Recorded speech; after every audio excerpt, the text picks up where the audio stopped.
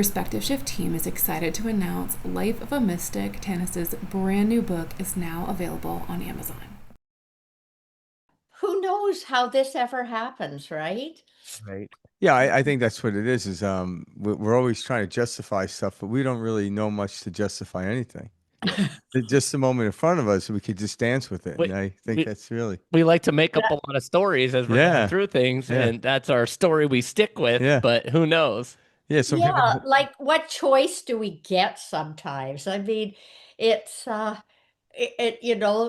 partners that we choose or that the universe chooses for us. I mean, how much of it is it? Yeah, Eh? right. Like yeah, how much is that yeah. really? I believe it's whatever state we put ourselves in gives us option A, and whatever other state is option B. So Yes. the state or the field determines that. Mhm. But we can choose what state, right? If we understand how to get there. And I think as we look at that, there's I don't want to say proof, but there's evidence towards that. So if I have a choice to change my state, if I understand how to do that, things look different here at this state. But it's very difficult to know if that's true or not because you can't be in two states at once. Mhm. Aha. Yeah, you can't. Or Yeah, yeah. you can't look left Yeah. and right at the same time. Mhm. But like it's like so it's interesting. So it's kind of like you surrender to the field that you're in, and if you don't like what's going on, like well, change the state, and the field changes, and you go to a different place, right? Yep. Yeah. That's true. And yet, when are you going to start recording this? Because this is a good point. We I actually know. are recording it, but we'll the very beginning of it, We've got to cut an yeah, intro in and all that fun yeah, but stuff. yeah, Oh, okay, okay. yeah, we can leave this in. Yeah. No, well, the reason I'm thinking that this is a really interesting point is that when my brother was dying, and I know that you read my book, so Yeah. when my brother was dying, he was saying to me, I've been trying to get a hold of Jake. Now, Jake is a guy who we used to do home renovations with 30 years prior, and that's probably where he got the asbestos cancer in his lungs, right? This home renovation.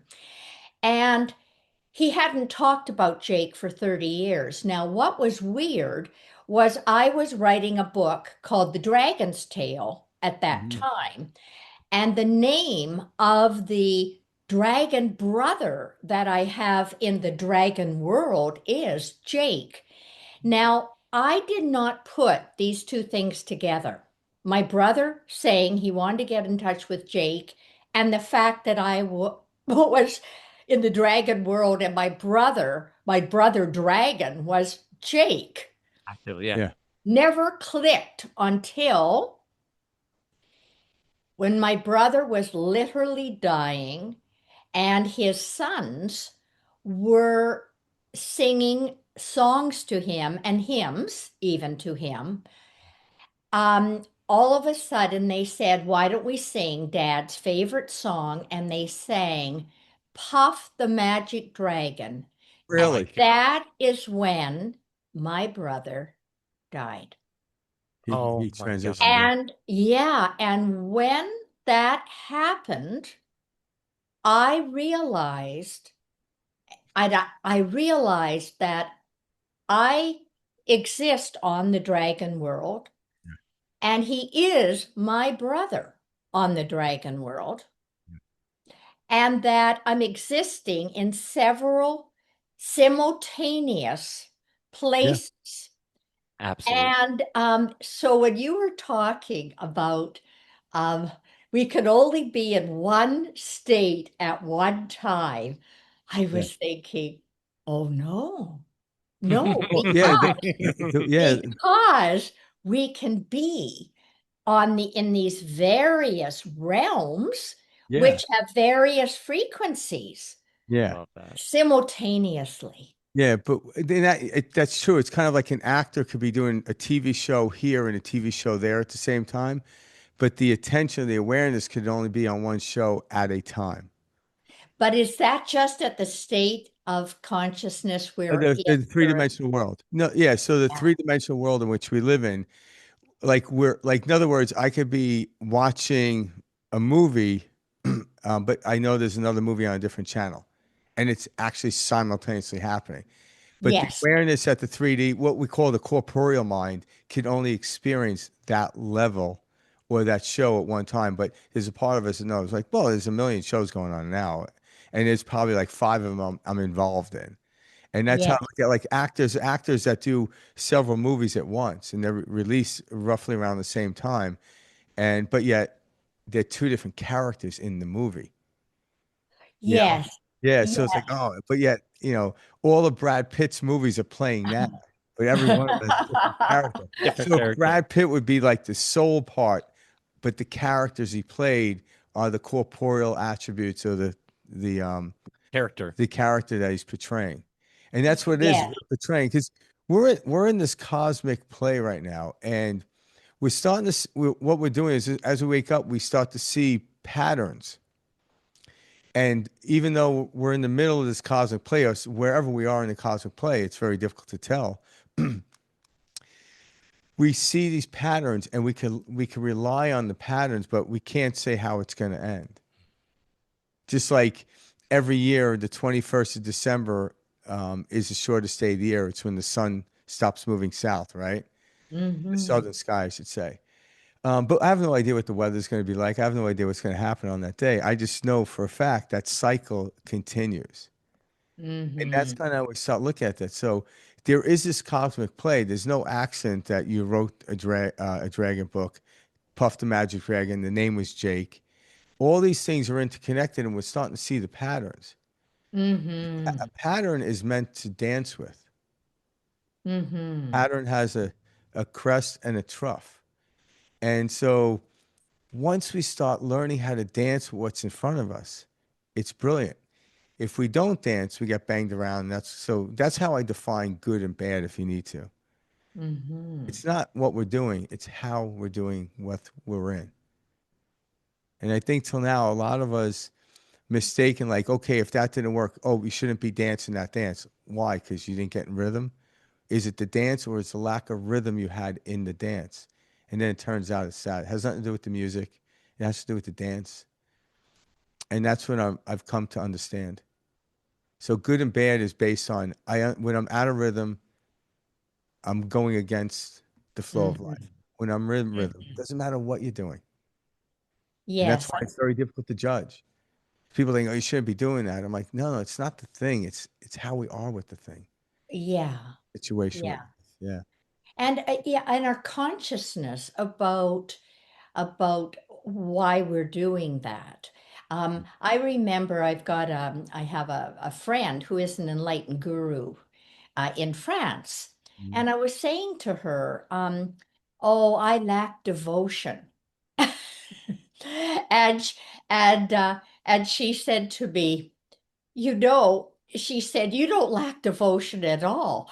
She said, "You are totally devoted to what you are doing and to consciousness." And she said, "A teacher holds both a flower and a sword, Yeah. and she said, and you're just saying that you don't feel you hold the flower as often as the sword."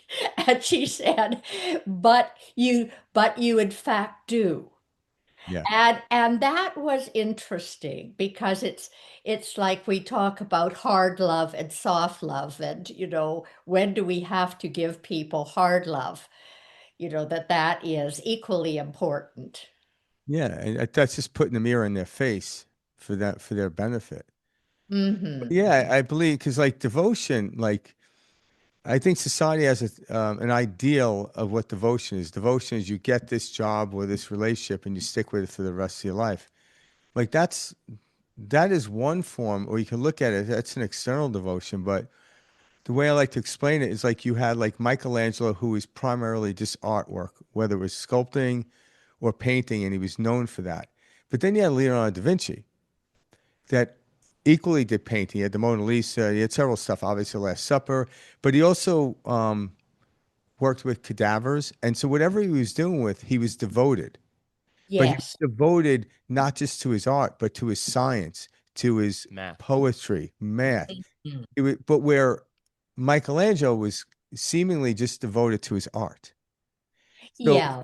so there's Well, both of those. Yeah. So people are like, oh, if you're not just doing one thing, you're not devoted. I'm like, no, devotion is a state or an yes, energy. I agree It has with nothing that. to do with the act. But people Uh-huh. mistaken it. Like, oh, in order to be devoted, you have to do it for the rest of your life. I'm like, no, it may turn out that way, but that's not devotion. That's just Hmm. steadfast, whatever. But we can't look at something and say, this is what it is. I'm like, no, what's the intent and what's the energy behind what you do is the devotion.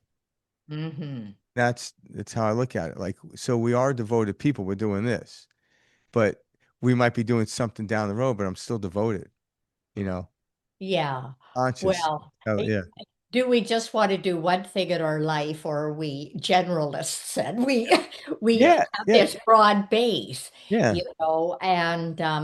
and well, if you're just one focus, you may be a prodigy and you Yeah. discover your great gift when you're 4 years old on the piano. Yep. Yeah. But you may have trouble paying your bills, Yep. Yeah. Yep. That's why right? you need to pay an Yep. account. Yeah. Yeah. Hmm. I love that. And I think, and people are starting to come to this awareness about that because we were told this is devotion. Find a job, find a family, and stick with it. Some people do that really well based on the character why they came here, but others don't. And so the people that don't, we demonize them, and then they get in their heads like there's something wrong with me. I'm like, there's nothing wrong with you. Is there something wrong with Leonardo da Vinci because he couldn't just stick to art? No, that would be ridiculous to say that. The man was Yeah. brilliant. He was brilliant in all fields of his life, not just the art. But yeah, I love that. yeah, yeah. Tanis, you ready for me to give you an intro so we can kick this off? Because I Oh, want to oh, give you a little introduction and then we'll cut oh, the yeah. introduction at the front Sure, and move some of Michael. this in. Yeah. Yeah. All Well, Yeah, right. sure. All Do an right. intro. All right. All right, guys. Welcome to Perspective Shift. We are here with Tanis Helliwell. Am I pronouncing that Helliwell. Helliwell? Yeah. Am I Yeah, saying it right? Good. All right. that's perfect. Tanis Helliwell. She's joining us. What is this? Is this our third time? I believe this is our I third. think it is our third time Our together. third time. Yeah, And we are, it's been a couple of years though, but yep, yeah, over the last nice. few years. And this is great to have you back. It is awesome. We've had great feedback each time we've had you on the show. So thanks for being here with us, Tanis. Well, I get great feedback when I put your video out as well. Oh, we love to hear See, that. love those two guys. Oh, You we know, love that. you do more with them. Oh, Yeah. Yeah. that's awesome. What I love about being with you is that I feel I really am being with you. I Yeah. never feel like I'm being interviewed. I feel like we're having a conversation, and that we could be having a cup of tea and we could be in the same room. We would be having this conversation, and I think that that's what you convey. Yeah. And that's what we like. We strive for that. That Yeah. is our goal. In Yeah. fact, when we've had people on the show in the past, they ask us, like, hey, can you send me a list of questions that you'll be asking us? And me and Frank are like, Yeah. no, we don't write any question. We want to Mhm. treat this like we are, like you just said, Tanis, sitting down to have a cup of coffee at a coffee shop. Yeah. A few friends talking it over in discussion, because that's what piques people's interest. That's what captures authentic, genuine moments that people want to hear, not these scripted questions and yada yada. That's so long Passe. gone. Yeah, Yeah. Passe. nobody is interested in that, in this manufactured plastic, highly scripted world, that we are so used to seeing the last, I don't know, 20 years with legacy media and all sorts of different jazz out there. Yeah. It gets very boring, actually, when I'm interviewed on sort of the same book again and again, and you get the same questions again and again, and you think, you Yeah. know, Yep. I feel like I've done this and done this and done this. Yeah, it's more important I mean, you were talking a moment ago about Leonardo da Vinci and how broad-based he was Yeah. in so many disciplines. And I really feel that people have a complexity and that how can you help people unfurl their fullness, so that the whole blossom comes out rather than just, this, it's like the bud never really came out because they were not put in an environment which encouraged it. Yeah. Well said. And I think, and we are right now, like the world is starving for authenticity, Yeah. people be authentic rather than be phony. We could point it out. And the truth is, the reason I do it this way, I can't do it any other way. Yeah. Uh-huh. Yeah, I remember years ago when I would do stage work for hair. Mhm. Um, I got hired by this company, and like the day before it was going on, this woman handed me a script. I'm like, "What do you want me to do with this?" Like, memorize it. I'm like, I am not going out on stage with a memorization. I'm like, Sorry. I can't remember to get the freaking the butter at the store for my Yeah. wife. Yeah, right. So I said, give me the bullet points. I'll nail them on point. But I talk to the audience. I don't. I speak with the audience. I don't talk to the audience. Mhm. And I was the first platform artist to do that. And after that, everyone's like, "Hey, I want to do that." Because I didn't go off the script. I just get bullet points and I hit every one of them, but yet I had the crowd. I was engaging with the crowd. But if I had to say, "Hey, my name is this," and I'm like, I can't do that. I'll Mhm. freeze. Mhm. No, I don't. no. Start to choke. It's not in me to do that. So I have to go off. I can't have a script. I have to just kind of go with, and it's Go with the based on flow. the people I'm in front of. Yeah. Yeah, I think that that's true because when you put you two guys together, you get a certain frequency, and then any guest that you add, this becomes a trio. Yeah. Yeah. And then, so what is the frequency that the three of us make up together? Yeah. And so, how can that be scripted? Yeah, It can't right? be scripted, really. Yeah. Exactly. Yeah. So I agree with you. And when I was in high school and we had to memorize things, I don't know if you ever remember any of that. Right. Yeah. Blank, blank, blank. Right? I could never say anybody else's words. I can't even remember my own poems.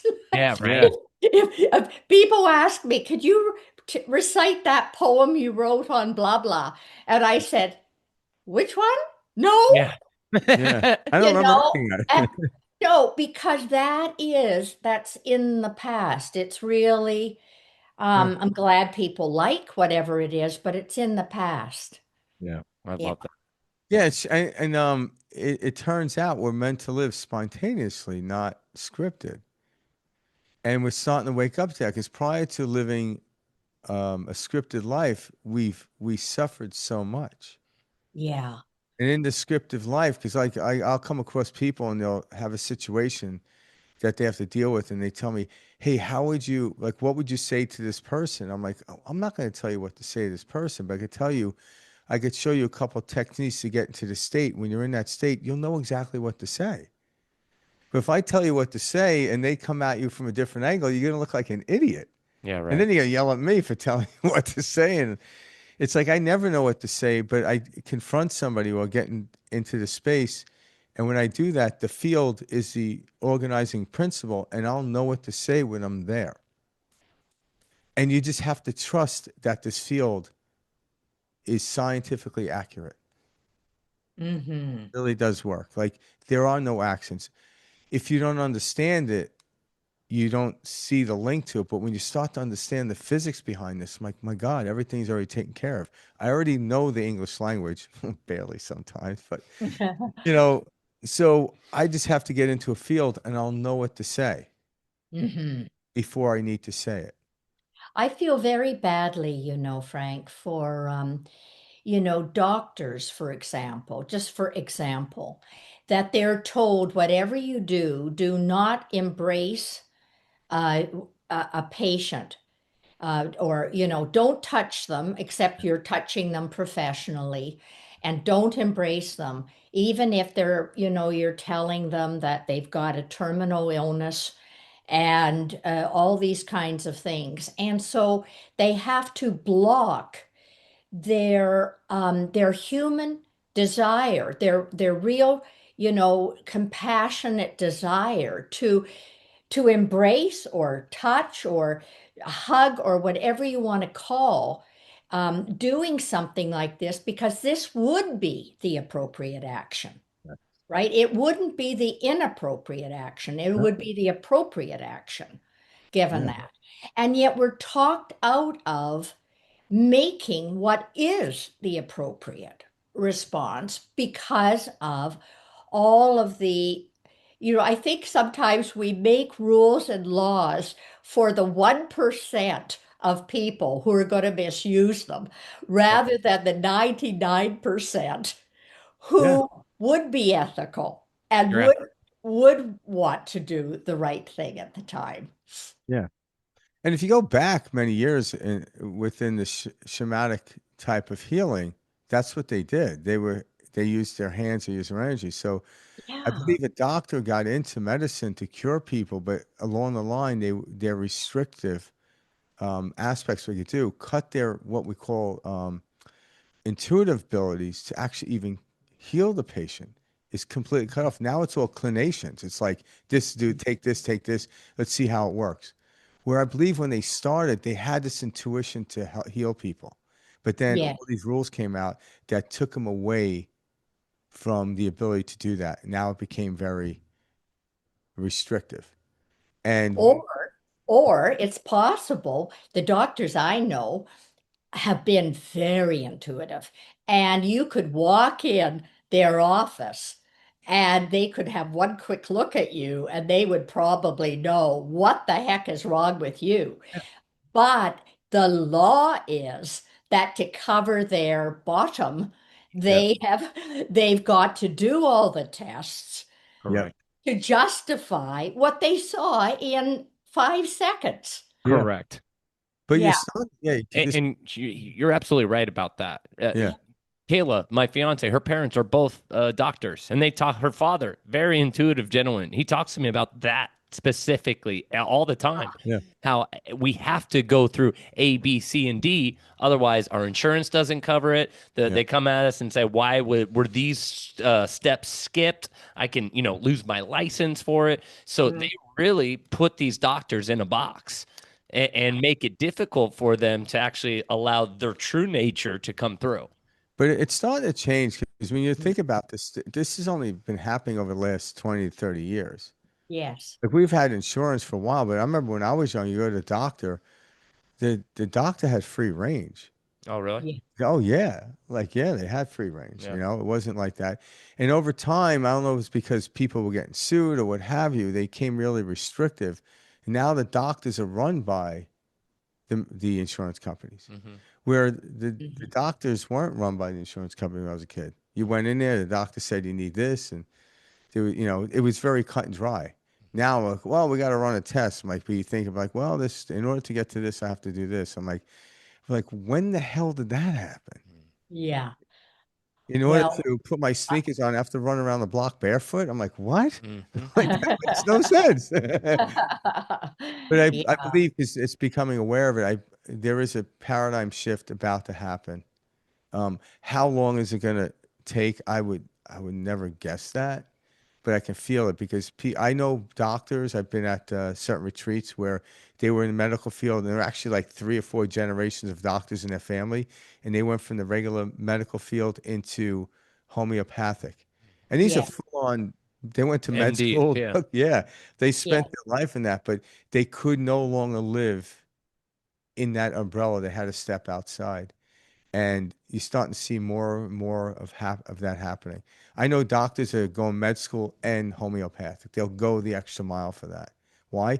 Because in that state, the patient wants you to do that. Well, now the insurance company's not involved in it, so you're not breaking any laws unless you do something ridiculous. But Mm-hmm. chances are you wouldn't be in that field if you were doing that. So there seems to be a window because we know it's ridiculous. Yeah, we do know, and it's in every profession, isn't it? That you're seeing people who are opting out. Yeah. Opting out of the old structures in every profession and saying no. This is humanizing. Yes, Yeah. correct. And yeah, and that's wonderful.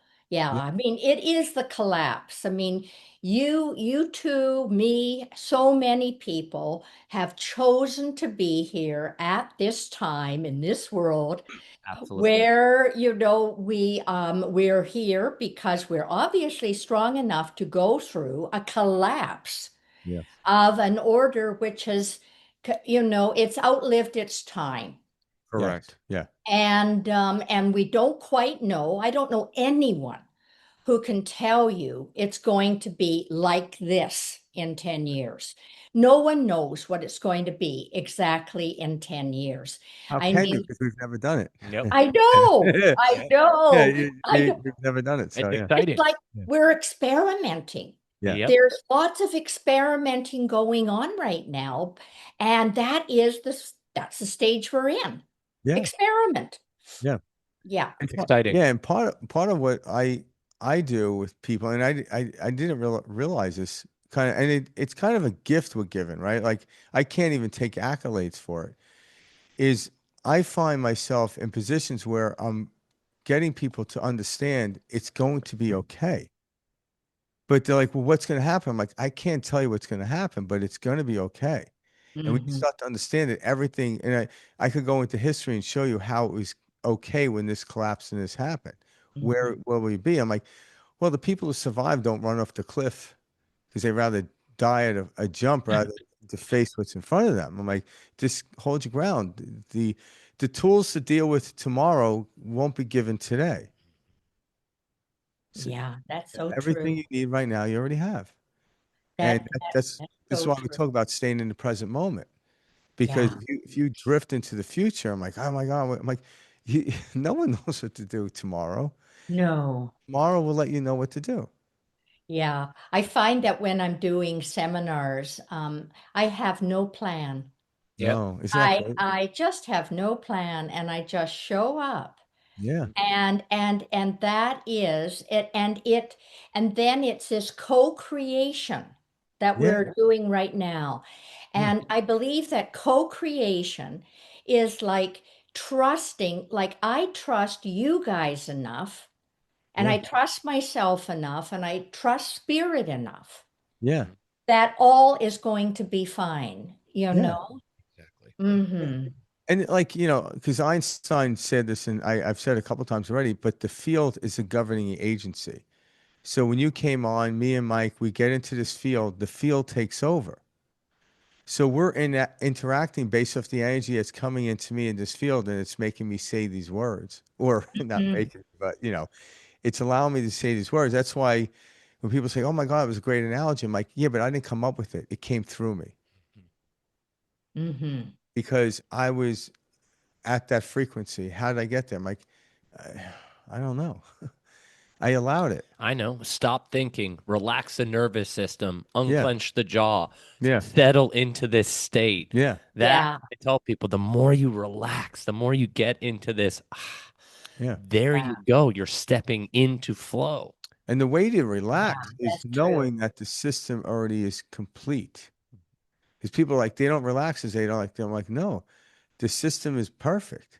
Yeah. You just have to, yeah, They want to hold on to control, you yeah. know. I'm like, let People go. want it, but it's impossible now. And Right, isn't that It's wonderful? and it's Our right. laughable too. controls are being Yeah. stripped away from us. Yep. Ooh, wonderful. I And love that. Yeah, and what I'm finding, it's like right this moment, it's like we're getting a longer and longer pause, yeah, right? And it's in that pause that the magic happens, yeah. Space. Yep. right? Yeah, so it's Well it's said. it's great. That is great. Yeah. Well, this also kind of reminds me, didn't you just start an online course or an online in March, Freedom of Fear? Yes, I Freedom did. from Fear. Tell us a Yeah. little bit about that because that aligns with what we're talking about right here, right now. Well, I said to myself last fall, what does the world need from me most at this moment? And it said, do that course on freedom from fear. Because I think that fear is the number one thing that gets in our way, and it's all ego. It's all ego. And I Mhm. used to talk about, the ego fears of fear of scarcity, fear of not being loved, fear of being rejected, fear of failure, blah, blah, blah. But then I started to realize that our great fear is really fear of death. Mhm. Mm. And and that all of those fears are just little bits of our fear of That's death. Interesting. Yeah. And that um and that this it's kind of ridiculous because it's inevitable. Yeah, right. Well, yeah, How can you have a fear of something that is actually inevitable? Yeah, yeah. that will happen. At one level, it's inevitable, but at another level, the thing that's witnessing it never dies. Hmm. Yes. So the corporeal, what we call the corporeal mind, or we call the ego mind, sees things come and go. It understands entropy, but the thing witnessing it has no entropy. It's forever lasting. It's like the electricity through the wall doesn't die because the toaster broke. Hmm. No. Just getting a toaster, plug it in, you got your toast going. But so when we identify with the toaster rather than the electricity, that's when fear hits in. But Yeah. if you relate to the thing witnessing the character, you can play the character better. And if the Uh-huh. toaster dies, you just go to, you Home know, Depot, Home Lowe's, Depot. whatever. You buy Home Depot to have toasters. I'm assuming they do. There you go. Target, Walmart. I just ordered them online, Yeah. but and then you just wait a day or two to get it, Right. and you just pop the toast in there. But the electricity is always remaining, and we are that, or and there's so many metaphors to say this, but we start to understand who are we? We're the thing that witnesses fear or sees the fear, but it isn't fear itself. And but the corporeal mind doesn't know anything else but itself. The character gets so lost in it. Can you imagine like an actor got so lost into a role they forgot they were the actor? Well, I understand that this is what Jim Carrey talks about, that he Yeah. Yeah. gets so lost in a role that he becomes that Yeah. Hmm. role. Yep. Yeah. And yeah, And that yeah, becomes damning because there are actors they call that method Method. acting that get like Daniel Day Lewis was a great method actor, but he had to quit acting because it got to him. But yeah, then you have other great took actors. up carpentry again. Yeah, like say, yeah, I just have to hammer nails and into wood and I'm fine. But when you have to become the role and maintain it throughout the whole shoot, that can be exhausting to the body. Where other great actors have learned that no, once they say cut, I go back to being Tom Hardy. Hmm. I'm not the character I'm playing, And and so that they can that gets sustain. Yeah, yeah, that gets to what you said earlier about being authentic. yeah, And that if we are authentic in the moment, then we are not attached to any role. yeah, So, and that's the secret for me is being non-attached, not attached to success, not attached to people liking me, not attached to money and possessions. The mm, secret is like just reduce or eliminate your attachments, yeah. and then there is no fear. No, and that doesn't mean you renounce either. That's what people get mistaken. You're not attached to money, but you're not renouncing it either. You're That's allowing it to right. come when it comes. And that's people think like, well, if I'm not attached, I'm like, no. When you're not attached to the character, you actually play a better character. Yeah. When you're attached to the character, you're overthinking, and the director's going to be like, cut, what's going on? Yeah. I'm trying to get the perfect role. Now, like, hey, we cut this thing 50 times. And it's like, meanwhile, the first time was probably the best time. Yeah. So that's what I want people to understand that renunciation isn't what we're talking about. We're just talking about letting go and allowing. Yes. $1 million comes your way, great. If it doesn't, so what? It means you didn't need it. But yet, I'm still joyous. I'm still alive. I'm actually passionate. I'm more passionate because I have less attachment. Yeah, me too. Yeah. I actually don't want that $1 million to complexify my life because then you have to spend a lot of time thinking should you do with it, Yeah. right? If you don't care, then what are you going to do with it? Now you've got a burden. Mhm. How do I keep it? How do I invest it? Who do Yeah. I give it to? Yep. And Yeah. where before, wow, I have a few dollars here, that's fine.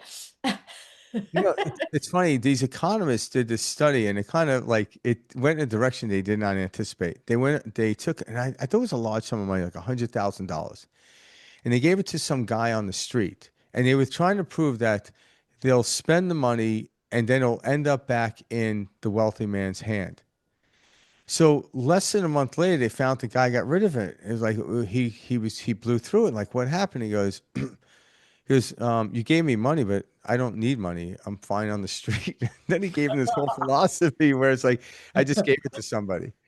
He didn't Yeah. go through it on drugs or alcohol. And like the guy was sane as sane can be. He just liked the experience of living homeless or whatever. But he wasn't necessarily mentally ill. He was actually pretty profound in it. It's like, well, they obviously gave the money to the wrong homeless person I was just to gonna fulfill their study. Yeah. He didn't see it going that direction, but they found something profound. He goes, where I live, money complicated my life.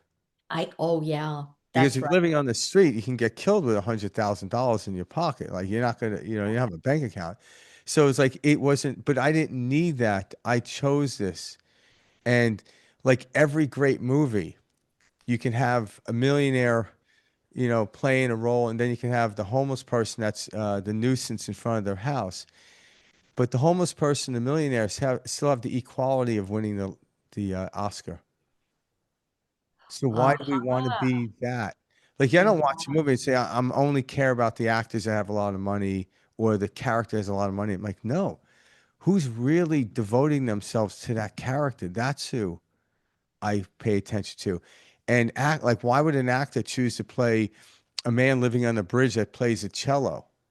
Like, why would Jamie Foxx do that? Well, I believe he won the Oscar for that one. Uh-huh. But like I wouldn't want to do that, but no, it was his role. He fully played it. So we start to look at I look at homeless people completely different now. They're playing a role, whether they know it or not. I'm not indicating they know that. A lot of people don't know they're playing a role. And this is the role you were assigned. So stop trying to be something else. Yes. I remember when I was in San Francisco one time talking about people on the street, and there was this a black man coming straight for me, and he had a sheet over himself and symbols all over the sheet. Hmm? And he had on a handcuff here and a handcuff here. And he came right for me and he said, "Oh, I've got to talk to you." And I've got something to tell you. And I said, um, "Oh, I don't need anything right now. I've heard a lot and I don't need anything." He said, "Just come and sit down on the sidewalk with me and I'm going to tell you some stuff." And so I said, "Okay," and I did it. And then I thought, well, okay, I'll say goodbye. And he said, "Will you give me your bracelets?" And I said, "I'll give you my bracelets if you'll give me your handcuffs." And he said, "I'm not ready to give them up yet." So I said, "Well, here's my address in case you're ever, ready to give them up." And I said, "Now goodbye." And so I headed off. And about half an hour later, I'm like way up the street. And all of a sudden, I hear this man is asking you to go into the ice cream parlor and get this kind of ice cream. So I go and I get the ice cream. I walk all the way back down the street, and he's talking to a woman saying, "This is the woman I was telling you about who's bringing me my favorite flavor of ice cream." What? Yeah. Yeah. And I realized this was a wise master of the streets of Yeah. San Francisco playing a role where he meets all of these street people.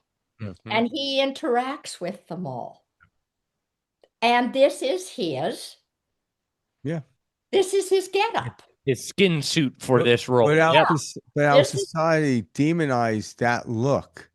And this Yes, is a why we're all policeman confused. came Yeah. to move us along. Yep. Yeah. Yep. Mm. Wow. Policeman asked him where he got his bracelets. It honestly- His issued bracelets. yeah. Standard issue. Stop bothering this woman, I think was what he was saying to Yeah, this guy, yeah. you Now know? think about this. Say this is a movie Mike and I were watching, and you were a character in it, and like there's a whole audience watching it.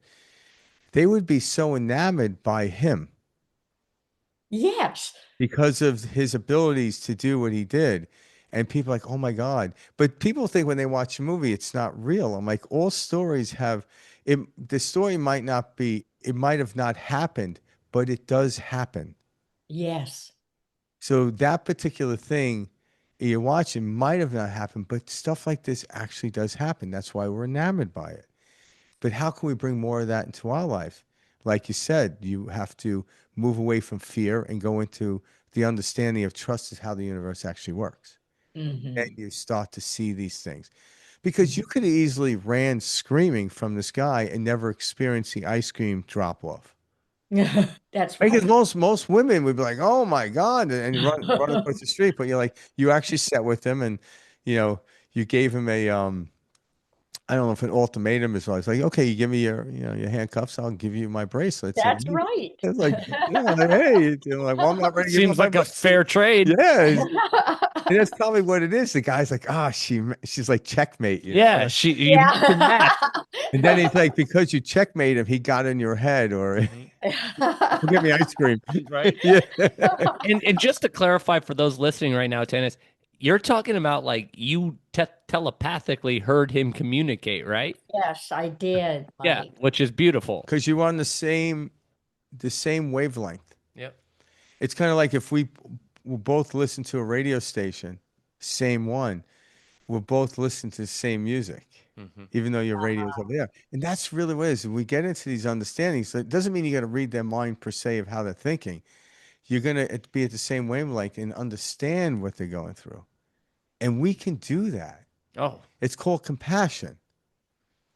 And when you're at a person's wavelength, you can never judge them because you understand the trials and the tribulations they went to that caused this. But what we do is we take an outside snapshot and we're like, oh, I would never do that. I would never do that. I'm like, maybe you wouldn't, but you never went through what they went through. Hmm. Once compassion becomes more idled in this world, fear will just dissolve. Yeah. We have a lot of fear because we have lack. Although I feel compassion is lifting, I see more people becoming compassionate. So, Yeah. but then we're starting to see a little less fear as well, in certain areas. But It depends who you speak to. yeah, no, it's true. very true. Yeah. It's true. But also think about this, like people probably come to you and Mike and I, and they'll be in tremendous fear. But the second we start talking to them, even about like their day, all of a sudden you could see the fear in the moment dissolve.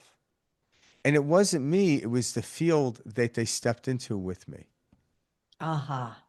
And then all of a sudden but now it's like, okay, when they leave this field and go on, are they going to fall back into fear? They may. But at least I got a glimpse of a moment. And then people are like, oh my God, I like hanging out with you. I'm like, it had nothing to do with me. It had to do with the field that we were both in. You can carry that field beyond this point because you're the one who did the work. You're the one who turned the radio station to that instead of the static. You clarified it.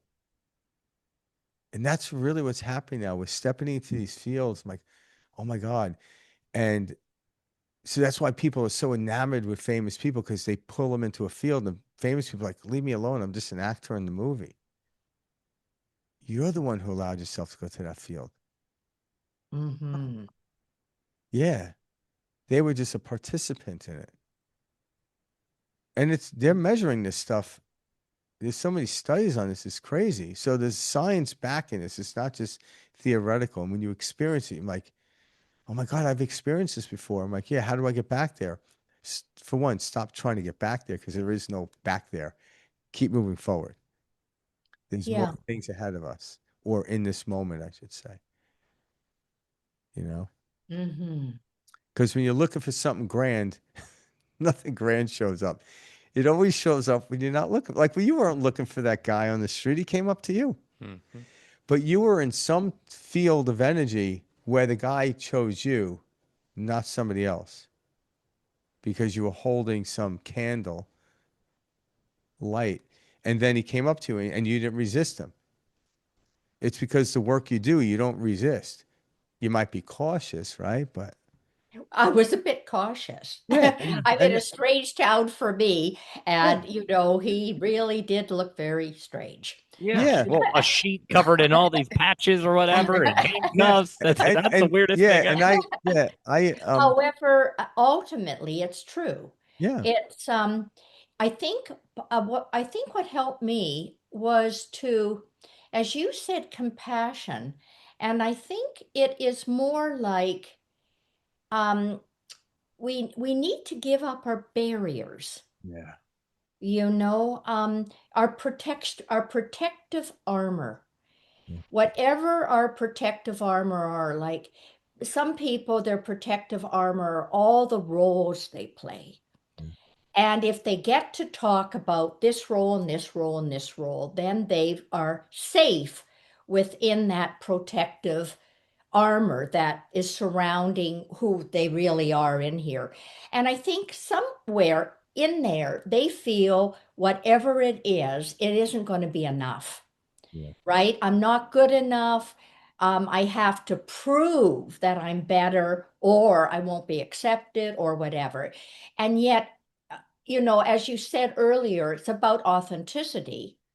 And if people are only authentic, their frequency is higher because they don't use all the energy putting this armor on. Great So, analogy. yeah, so when people say to us, like, how do you raise your frequency? I'm often asked that, All the time. especially since writing the book, about how do you become a mystic. Yeah, life of a mystic. Yeah, it's and I say the thing is you got to just take off all the roles that you play and be willing to part with them, whatever those are. yeah, I think roles are the last things, or one of the last things that we actually give up. yeah, Roles are. You're right. Because if you think about it, we're afraid to. Uh, I'm a mother. I'm a father. I'm a brother. I'm a sister. I'm this employee. I'm this, the friend. All of the thought of that is like, oh my God, what would I wouldn't exist. It's frightening, that's my entire identity. yeah, And that's why, isn't it, Mike, why people, when they lose their jobs or they, are whatever terrible thing happens to them, they're without that role. yeah, Well, let me And now that is scary. It's one less role. yeah, so before I kind of like woke up, right? So I woke up about 8 years ago. Um, so before that, I'm growing up, I was a musician. I used to play on the road. I've been in every state across the United States. I played in all sorts of different countries. I toured, did all that, and it was fun. It was great. But I cultivated this identity, and it was like who I was. And I was Mike, the guitar player, the rock star, the songwriter, that was who I was. That's how my family knew me, my cousins, my aunts, my uncles. And I remember when I stopped, it was right after I graduated college, and I said, all right, I'm going to stop doing this. And I'm going to try my quote, luck in the real world. And I went out and I started looking for work. And I became so depressed because it felt like I had lost everything everybody thought I was. I was no longer Mike, the rock star, Mike, the musician. I was just some guy trying to figure out life, And that was like really hard. And it was one of the lowest points in my life. And I was about 26 years old, 25 years old. And I remember it being so difficult. and like nothing was working with work. And it brought me to like this level, like where I was like, what's the point? Like, who am I? I lost everything I was. Nobody knows me as anything else. And it was so difficult. It Like empty, was. right? Yeah, it was empty. It was low. It was like that rock bottom. And you're just like, like before it's like cool if you're out drinking because you're a musician. Now I'm just like a burned out dude drinking at the bar, like talking about how hard work is. And I'm like, what the hell is my life? Like, Yeah. what is this? Like the complete opposite of cool, like it more like depressing. And it was the lowest point of my life. And it was very difficult to come out of that. But I needed that darkness to say, something is out there.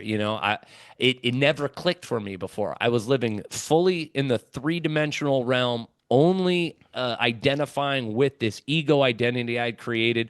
No idea of consciousness or this macro world around me, that you can take this huge step back and elevate above and see, the world from a different angle and from multiple perspectives.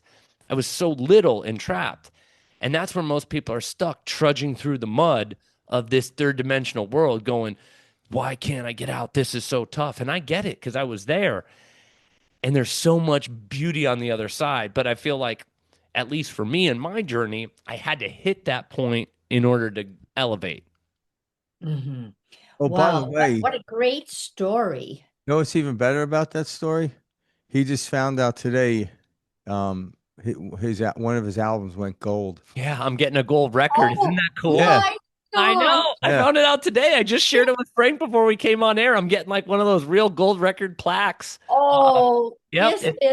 congratulations. Yeah. Thank you. It's very exciting. Yeah. Like, and this is for an album I put out 12 years ago, but it finally apparently went gold. Yep. And so, Well, isn't that cool? but you see, you've got both now. Yeah. Yep. You Yeah. See, you've I got didn't even both. think about that. You gave up your role, which was multidimensional, and in giving it up, you had your dark night of the soul. You Truly. woke up, you started your spiritual journey, Yes. and now you get back something that was from Yeah. that previous part. Right? It's a That is both cool. and. I It's didn't think really about that. lovely. Thanks for pointing that Yeah. out, Dennis. But yeah, that's funny. I was just talking to Frank about it off air. I heard from because I still get checks and stuff for my royalties. And I heard from my band buddies all on a message today. Oh my God, you won't believe it. We all got plaques. They're coming in the mail. And my singer sent me a copy of his. And so it's very exciting to see. Yeah. It's Yeah. really great. But Yeah. where I was going with that story is like you get so attached to this character that you think you are, and you build this whole identity, Yeah. lifestyle, and everything around it. And when it does unravel, or when somebody loses a job, or divorce, also does this to people, separation, things like that. You like don't know who you are anymore. Yeah. Everything revolved around that identity and those habits. And it's like in those moments where you actually start to find yourself. So for anybody listening who might be going through maybe one of those, oh my God, my entire life is falling apart moments, I think we're all here to remind you it's all really falling together. Yeah. This is a good thing what you're going Yeah. through. It's a dark, I love Dark Nights of the Soul. Yeah. Yeah, it was that. And I think we can have lots of them. I mean, I write about that in my book, that we can have a sexual dark night of the soul Yep. when sexually, forget it, Oh, yeah. nothing's happening there. We can have an emotional dark night of the soul when all of a sudden friends leave us and for no apparent reason. We can have a mental one when we just haven't got it anymore, or we get fired from our job because somebody new and brighter is now going to get that job. We have spiritual ones where we feel we're no one, going nowhere, doing nothing. Yeah. And I think we have to have all of these dark nights of the soul to get rid of all of these attachments. I think that's the blessing of spirit. Yeah, because otherwise you wouldn't know what to get rid of if you weren't approached it. And I think that's what it is all the dark nights of the soul that you come across was just a detour along your journey. And then it's like, how do I deal with it? How do I go through it? And it's like learning to let go and surrender to it. And it doesn't mean you don't do anything, because when you surrender to it, the energy flows back in to know how to acquiesce with it, or dance with it, or whatever. And so these are necessary in the three-dimensional world. But that's why, like, Mhm. that's what meditation's for. So step away from the three-dimensional world for a couple minutes, close your eyes. But we weren't meant to stay in the state of meditation. Then the question is, why can't I deal with this? And these are the self-inquiry type of levels of spirituality, where it's Mhm. contemplative, not meditative. It's like, why can't I deal with this? Why is this a problem? How do I know this is a problem? Mm-hmm. And when you sincerely ask these questions to yourself, but kindly say it to yourself, like you'd say to a 3-year-old, like, why are you doing this? Not like, why are you doing this? Like, you shouldn't be doing it. But like, yeah, like, why are we doing this? When you start to ask those questions, the corporeal mind can't answer it, and it becomes nonsensical. And Mhm. then it lifts. So there's these different modalities we can use to let go of. Because people come to me all the time, like, hey, you talk about let go, you talk about getting out of the state of fear. How do I do that? Like, what? There's several modalities, but to me, the greatest one is the contemplative one, where ask yourself, why do I believe this to be true? Mhm. It might be true, but why do I believe this to be true? And you keep asking that question, why? And eventually the ego mind runs out of answers, and then it starts to dissolve. But what happens then is you go to another level, and then you got a whole nother set of beliefs you have to get rid of. But I like your technique Yeah. because that's like reverse engineering these fears. Going back Yeah. and going, wait, hold on. Why do I think that? Where did this come Yeah. from? And then from there, you get back to, oh, there's nothing to worry about.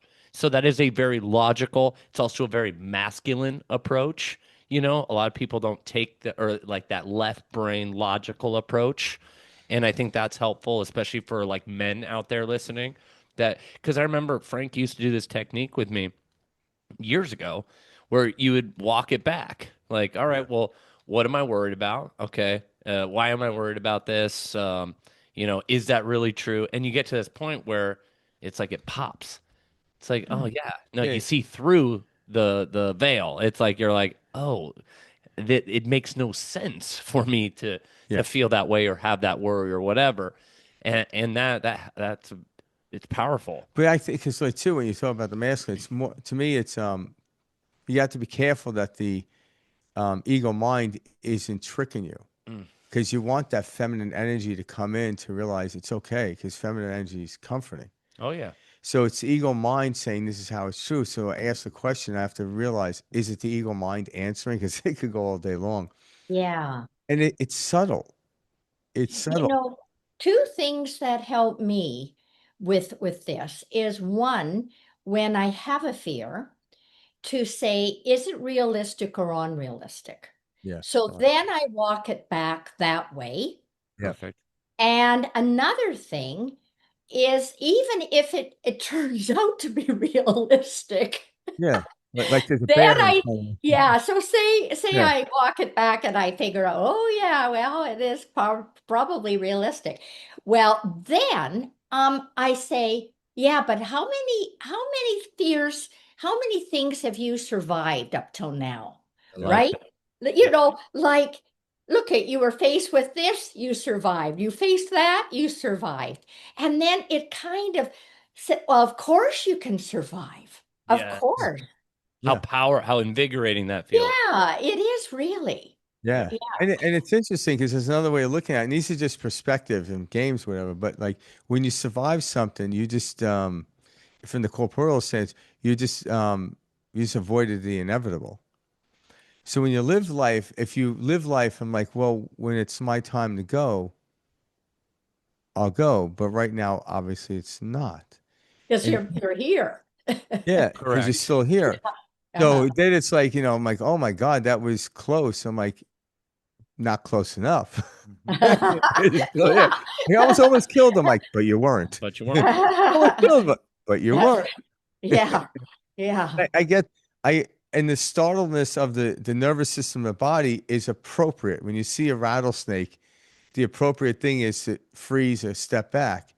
But people are like, I want to get to a point where I'm not scared of rattlesnakes. I'm like, that's not the point. The No. point is when you understand rattlesnakes' behavior, the nature of a rattlesnake, you don't have to fear it. If you understand the nature of it. If you Mhm. understand the nature of rattlesnakes, you know to walk making a lot of noise. It's more scared of you. But if you don't understand the nature of it, that's when fear comes flooding in. That's Mhm. why, all these people that understand the nature of like wild animals aren't scared of them. But they respect them. They're not going to go up and pet the rattlesnake on the forehead. Right.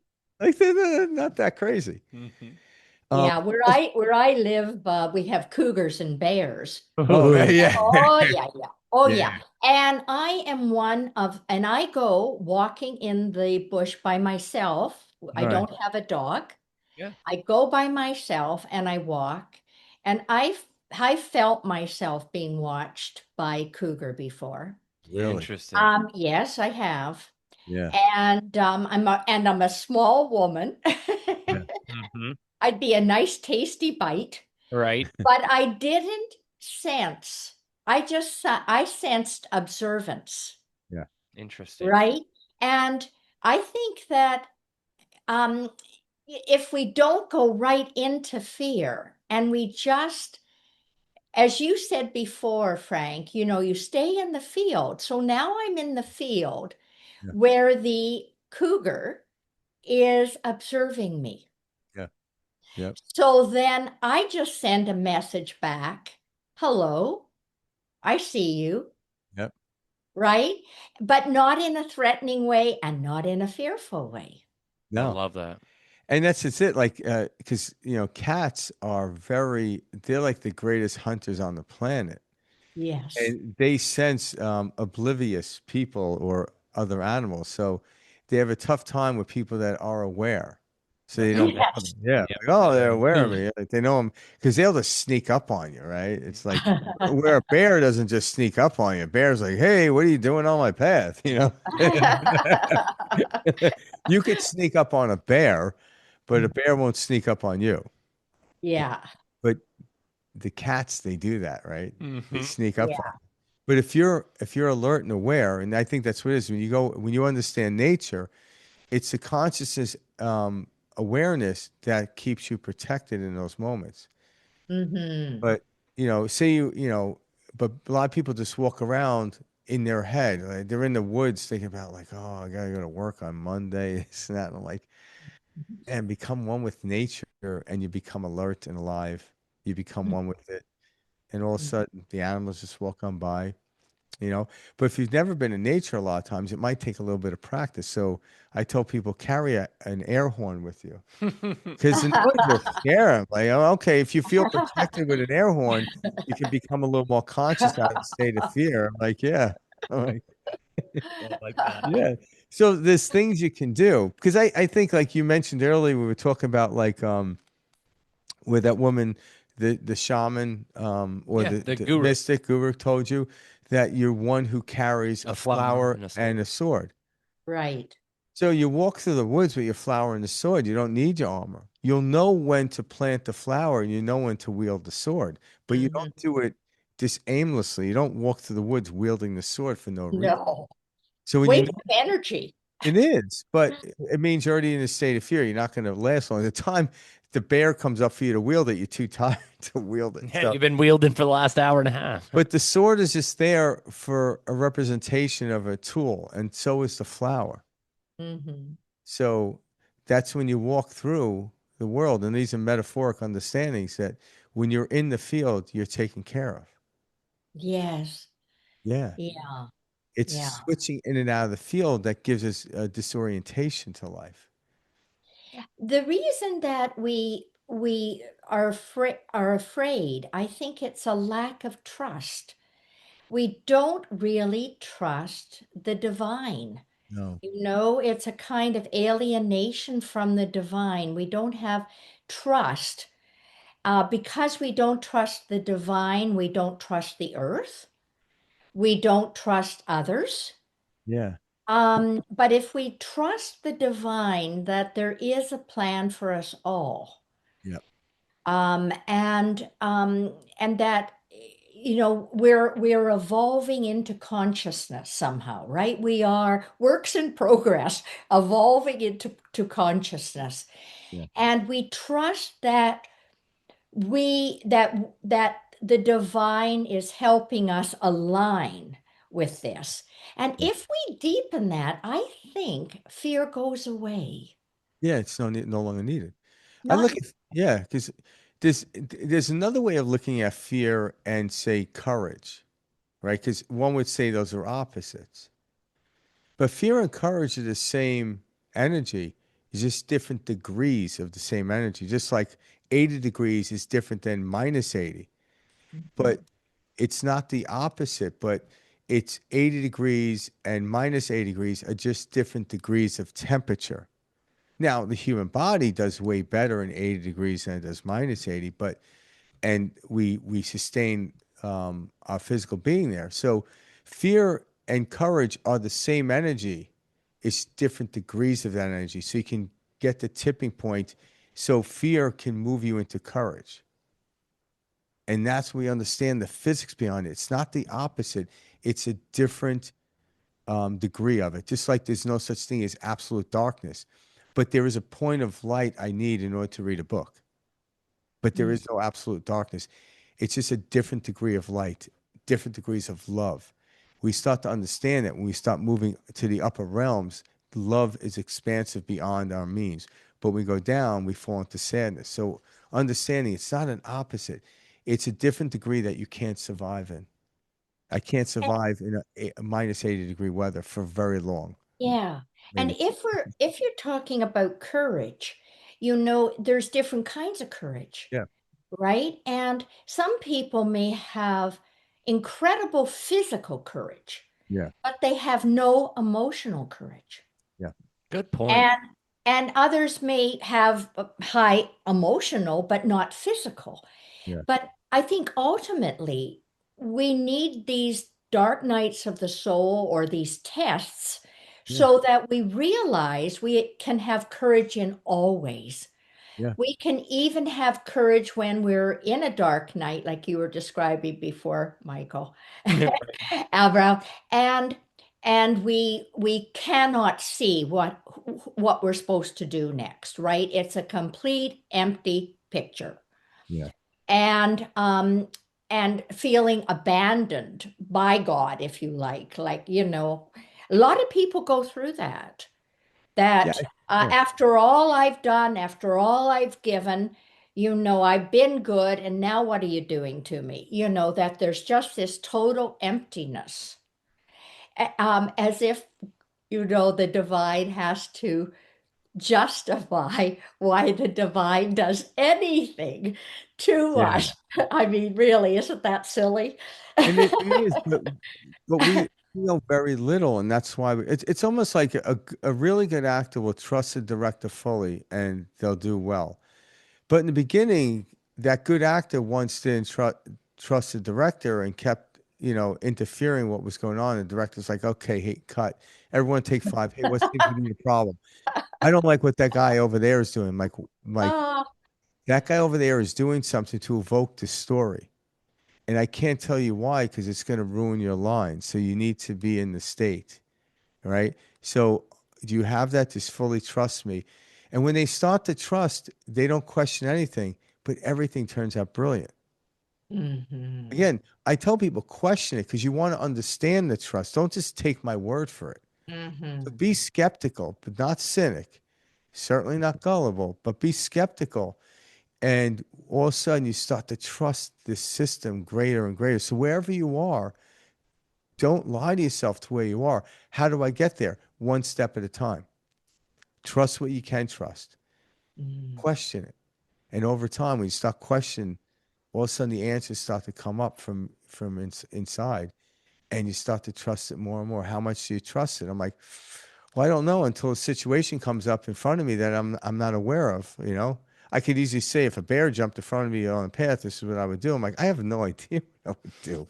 Like there's no schools you can go fight bears at. They're like, hey, you gotta go fight a bear. So when I'm out in the woods, I'm ready for it. yeah, all of a sudden a bear shows up, and now when the bear shows up, that is my moment of time. What do I do? All right. And I think the work we're doing prior to the bear, so to speak, doing is to getting us ready for that. Our nervous system. Yeah. So, like a lot of people ask me, what do I do in times like this? And depends on where they are. A lot of times I'll tell them, get closer to your friends and your family and make new friends and bring in more family. They're like, why? Because if things do go sideways based on how you think things should go, what survives us is community. Yes, community is And so then, very, very yeah. important. And that's at the basic level. At the higher levels, you automatically have that. But at these levels where there's fear, I'm like, when you're around friends and family, they can soothe you to no end. People, I'm like, when you got divorced or a loved one died and there was family around, in that moment, you felt comfort. And then when they left, you learned to be comfortable when they were gone.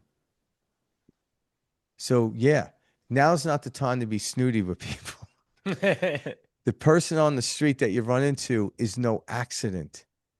There are no accidents. If I see somebody in front of me, I don't go out of my way, but I nod because they were like, if 8 billion people on the planet, I'm running to this person, I'll probably never see them again. There is no accident. Hmm. Say I hi. agree with Have a that. great day. Everybody that Yeah. we see, that we speak to Yes. in every walk of life, there Yeah. is a reason for this. If you're in a city with several million people and you run into some person you'll never run again, that is no accident. So pay it homage. Like, don't overly do it, but like, hey, what are the chances of us running into, you might look like a lunatic. But no, right? But when you just nod and say hi, have a blessed day, or whatever verbiage you want to use that you're comfortable with, it does something, it sparks something in the universe and expands, and it keeps expanding. It opens up the portals. So be aware of the people around you, not in your head. When you're at a store, get out of your head, notice the people around you, know where you are. And all of a sudden, you're interacting with the field. But when you're in your head, you're not in the field. Hmm. Somewhere else. You're in a field that died 10 years ago. It doesn't exist anymore. You're replaying a film in your head. You're in a movie theater thinking about some other movie. That's just, we weren't meant to do that. Now, I know this because I lived my life that way. I was here, but I was over there. Till one day, I'm like, what am I doing? Best analogy is you're trying to drive the car, but you keep looking out the rear view mirror. Yeah. How can you drive that car? Yeah, it becomes dangerous. So Mhm. when we start, and that's a great point, is like when you're walking around, you see people just, without making them feel awkward, just give your gaze towards them. When they turn your head, just nod, say hi, whatever you're comfortable with. Yeah. And then when they pass the next person, you're no longer in your head. You no longer have problems. You're now generally observing the outside world, the nature in which you're put in here. There is no better scene than the scene you're in. Whether you're sitting on Fifth Avenue in New York City or in Montana, fly fishing, it doesn't matter. It's the awareness of where you are.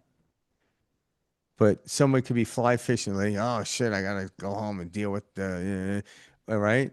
Or someone could be on the subway just completely blissed out by just observing. So you don't need to go to Montana fishing, although it is pretty cool, I I'm guess. sure it's Yeah, fun. yeah, I would love to do that. Yeah. What are you thinking of, Mike? Well, it's a lot, I'm kind of taking everything in. This conversation is so great because, we're hitting all aspects of perspective.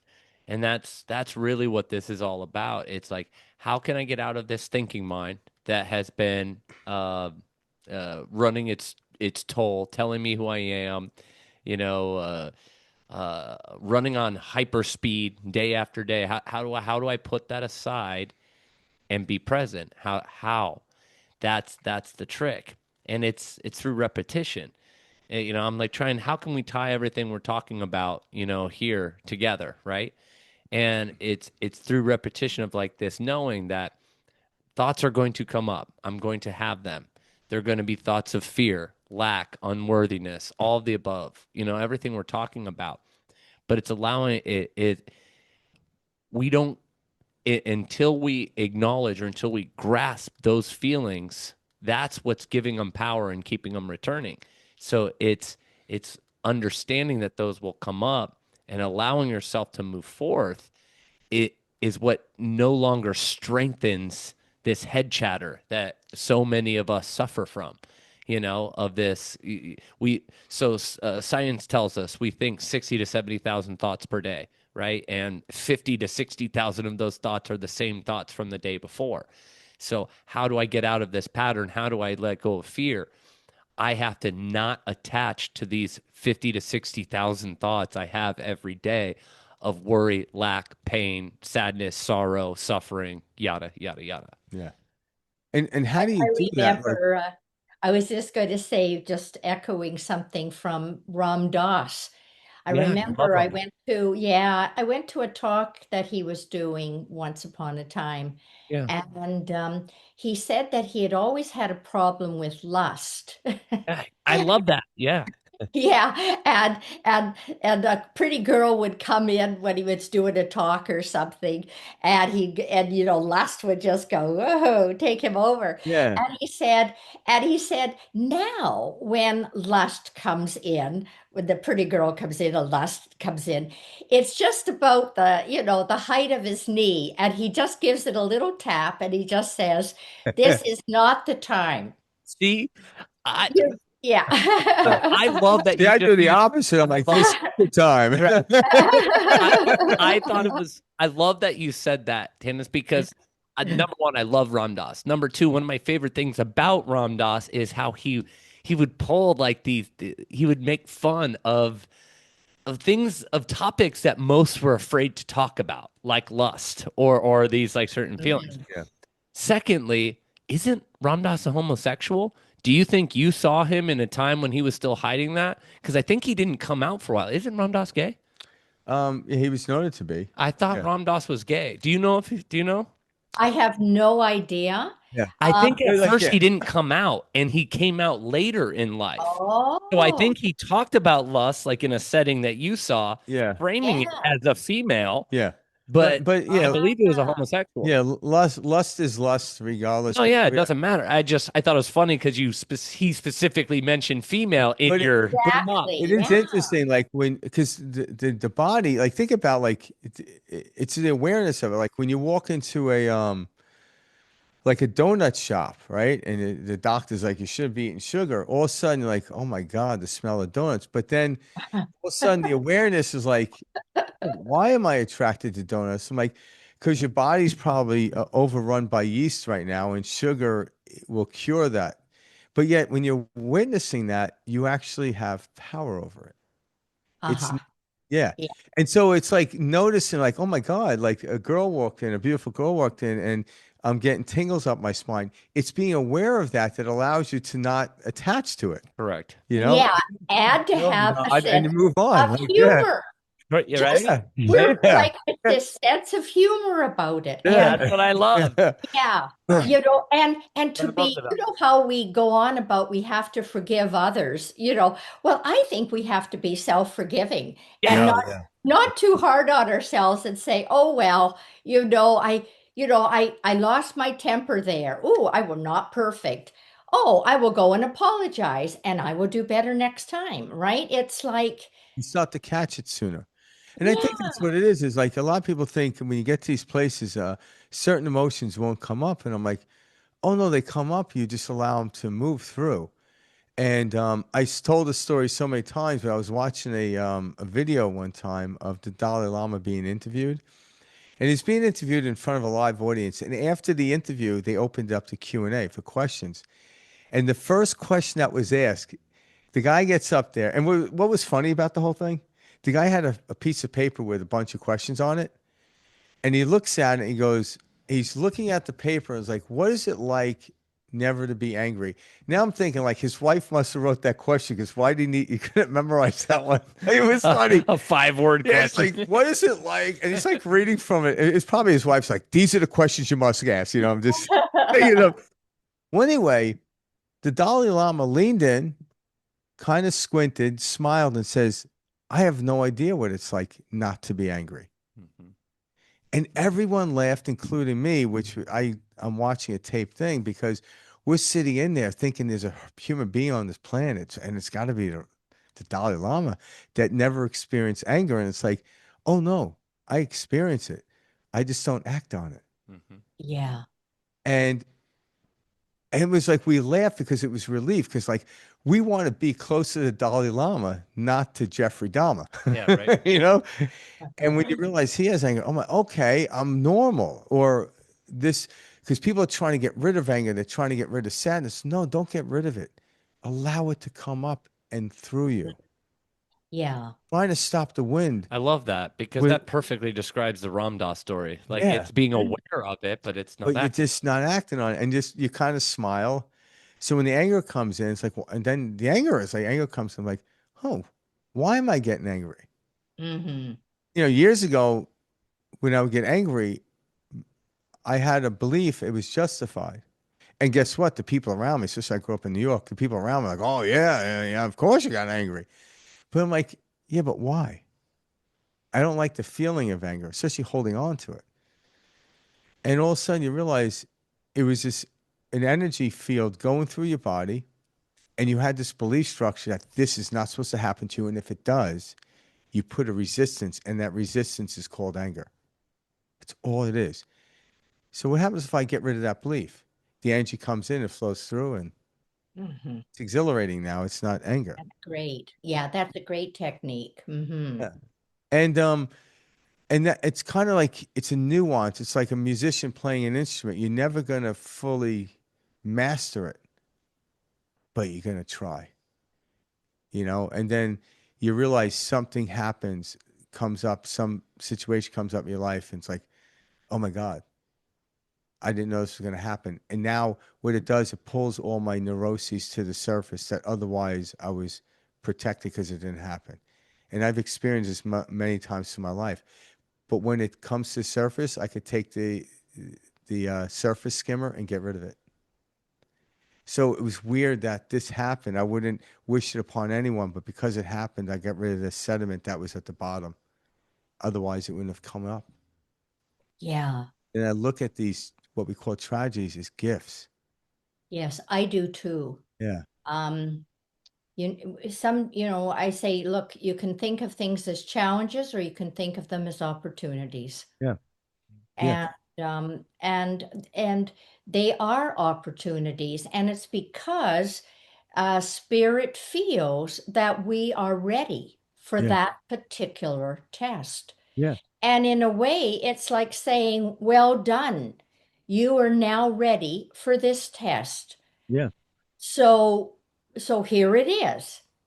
It's yeah. like it's like being in school. You practice, you practice, you practice, you learn, you learn, you learn, and now you get your test. And then you go to the next level. Then you go to the next level in this That's multi. right. And then when the test happens up, like if you do get angry or upset, don't think you failed because you've never even took the course yet. Yes. This is the beginning of it and the end at the same time. So once it comes up, that's when you study it. Not like, Yeah. oh, I shouldn't be acting this way. I'm like, no, that's hogwash. You've never been here to know how you should act. But now the awareness of like, why am I acting this way? Why am I holding on to this resistance? Well, because you had beliefs in you that never were touched because the situation only happened now. Well, speaking about have we ever been in this state before? I think that we are in a new state. Like many people, I think that the collective unconscious of humanity is coming up now Oh yeah. for us to face, Yeah. right? The all the wars, the violence, the greeds, whatever you want to call Yeah. it, has come up, and this is the collective. Yeah. And you said earlier, Mike, about um, well, how unique are these fears, right? Mhm. All the ones you said you had experienced. Yep. And I don't think they're unique. I think that there's only so many of them, and it's in the collective unconscious. So right. Yeah. So So each of us right now is getting triggered, not individually, by something in the collective unconscious Yeah. that is coming back for us to clear, Yep. right? You know, and I think that that is this big opportunity for humanity, like each of us doing our own little bit, Yeah. right? Of cleaning our own thought forms. Yeah. And if we do that, then that is raising the collective of all humanity and it strengthens it for other people. Yeah. Creating more stable field. Yeah. I think it Yeah. does. Yeah, I and think they've actually measured this they quantified it. So there's science backing this, and anyone listen, don't take my word for it. Go look into the studies where they actually do that. You're talking about like the Maharashi effect? Yes, it's transmutation of energy. So, and always look at it like whenever you can choose to feel good, know what it's doing to the field of people. And it only takes a small percentage of people. We already quantified that in order to create a threshold, or not a threshold, but a vortex for people to come in. Mhm. So it's kind of like I've mentioned this before, but it's a historical point. But it was only 4% of the people in the 13 colonies that actually started taking action to um, come into what we call the Revolutionary War to gain our own independence from Britain. Only 4% took action. But their 4% action opened up the portal for the other 96 to come in. Interesting. Yeah. Yep. So it's only a Yeah. small percentage. So when people feel hopeless, I'm like, no, it's a small percentage. And I tell this, I use this analogy a lot. Like when I wake in the morning, most days I think about this. So say, take the 4%. The 4% can tilt everything. And I don't know, it could be less, it could be more, it I've doesn't heard it's matter. less. But if I wake up every morning, say 3.9999% is doing their job, I have to be the O one in order to round it off. So I hold myself at the spiritual accountability, and it makes me shift into feeling good. Not in a threatening way, but I can choose to feel sad and things are just going to get worse around me, or I can choose to feel uplifted to whatever degree I can that day, and things start to change. Yes. I don't hold on to what's supposed to change. I don't hold on to this must happen if I'm happy. No, I don't know. I don't even know what's good or bad anymore from that set. I know what works. I know when I'm in rhythm with the music and the dance. I know when we're in rhythm in life, and I know when I'm out of rhythm. But the cool thing is, we out of rhythm, just sit out a beat and you come back in, back into it. That's right. When Yeah, we're out of rhythm, this is a time to just, don't go public. yeah, If you're, Take you a know, beat. save others from you at this moment. yeah, yeah, exactly. If you're a musician in a band and you're off climbing, you don't stop the band from playing. What you do is you stop playing your instrument. You, That's right, because you're not going to play it correctly and you're but going to then put you everyone else off. Yeah, then when you pick up the tom and you reintroduce yourself into the song, and now it's like nothing ever happened. Yeah. It's the brilliance of music. Music is a timing thing. It's like a one, two, three, and four, and one. And all of a sudden, if you're off, just wait a measure, and in the next measure, you come in and you're fine, and the audience wouldn't even notice. This is this thing about pausing, isn't it, Frank? Because a lot of people don't want to pause. No. They just want to, they just want to go, go, go, because in the pause, all this stuff we're talking about comes up. Yep. Yeah. And they don't want to, that's too uncomfortable. Yeah. So they don't want to do that. So they just go, go, go, go. And they keep on hypnotizing themselves. And the key is exactly the opposite from that, because as you said, they could be out of beat, they could be out of sync, they could be playing the wrong instrument. Yeah. I mean, you guys both are musicians. I'm not a musician. So I don't really know what I'm talking about. I actually sing out of key. Do you know that? Hey, don't worry, me too. Yeah. I Yeah, was do you? never a singer. Okay. Yeah, I we share that I gift. I have been kicked out of Oh, about 3 choirs. Oh, Three? Oh, it's been devastating. Well, I'm And glad you can I, let go. and we have this, like, I'm in a small town and there's this choir here, and I remember I was like, I'm a second soprano. I was singing, and Yeah. all of a sudden, with 70 people, the conductor of the whole thing said, "Stop, Tanis." Yep. And he said, "I know you can hit those notes. Now do it again." yeah. So there I go again. Tanis, I know you can hit those notes. Oh my And God. and he had never done that in 2 years to anybody else. And I thought, holy Christmas, Yep. why is this happening to me? And everybody was like shocked out of their mind. Yeah, And like, I oh my thought, goodness. why is that happening to me? And then I thought, well, this is the third time in your life, Tanis, this has happened. Maybe So what funny. you, so then what I did is I've got now songbooks, and Yeah. now I take the songbooks to workshops I give, Yeah. Yeah. and then we sing along with music that's on the recorded. Like I bring the, Yep. the song, Him or song. like Let It Be or something, and we sing around. And who cares who sings out of tune? Who No, Exactly. yeah, cares? yeah, You know, because it's like enjoy it. Because I think a lot of people, myself included, used to have their throat chakra Locked. yeah, closed. Yep. yeah, And Very common. this is center of our creativity. yeah, Mhm. And if we don't get this open, then how can we manifest into the world? yeah, So, whether it's singing, dancing, yeah, art, or whatever it is, yeah, do it with joy. yeah. And that's really what it is. It's understanding the rhythm of life.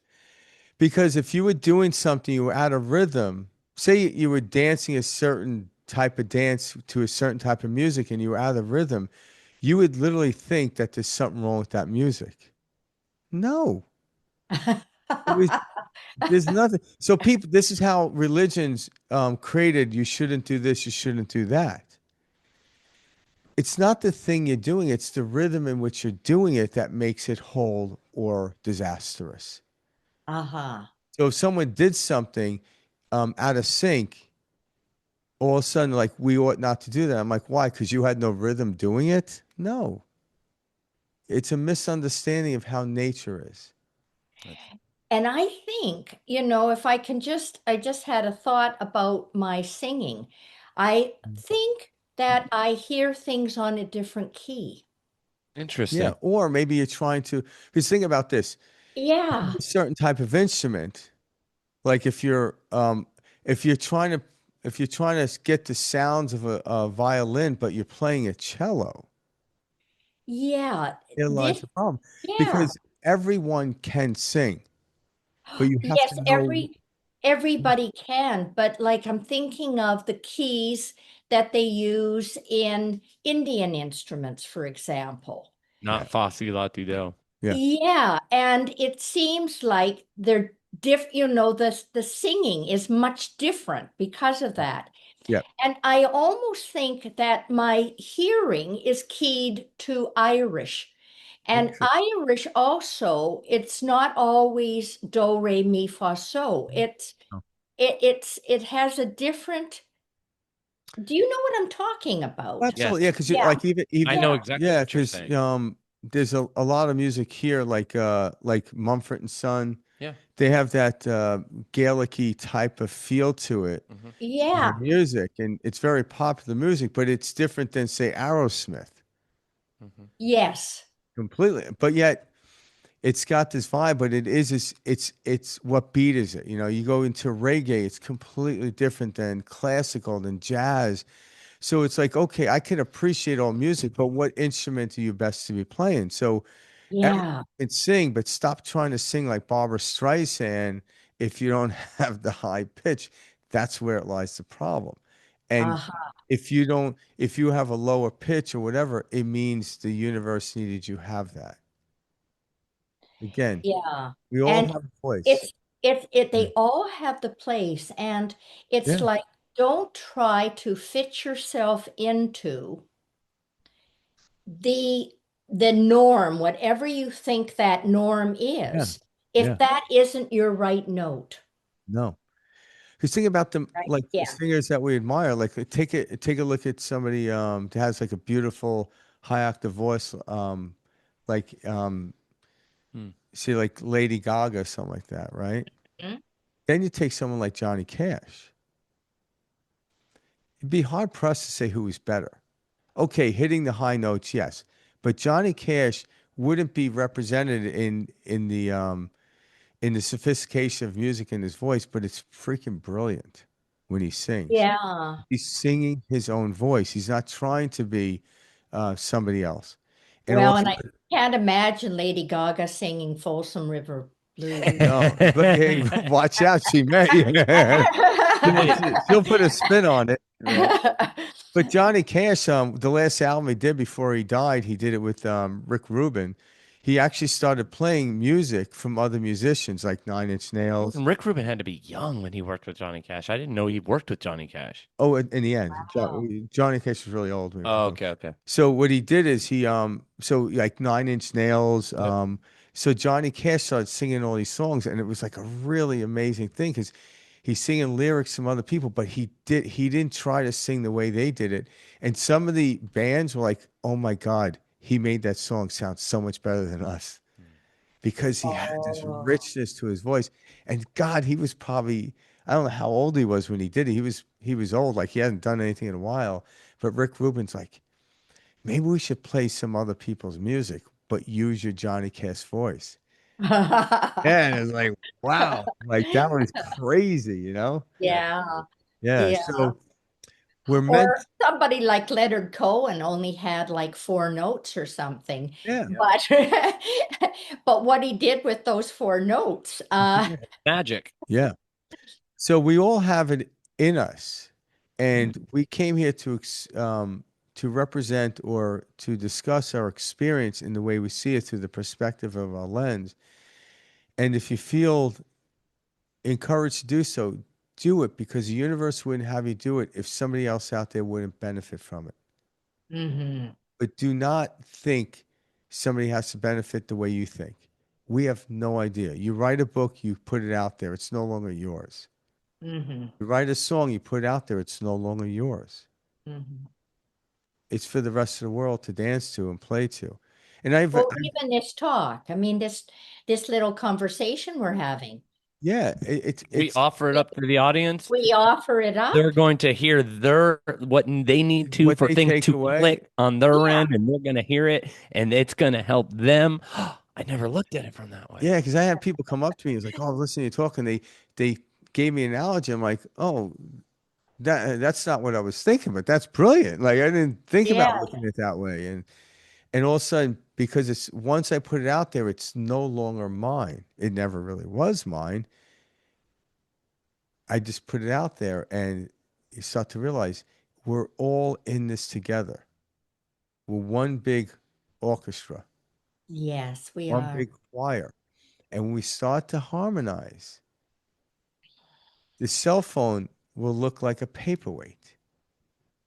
These massive AI computers will look like Tinker Toys. We are the technology on this planet. These devices here are just representations of what we already can do. We just don't know it yet. Hmm. So like the guy tapped into your Asking for ice cream, asking for ice cream. Well, it would be like him calling you up and sending saying, you a "Hey, text Tanis, message. bring me some ice cream." Out the device, but this wasn't needed. We've never needed the device. We've No. always had that ability.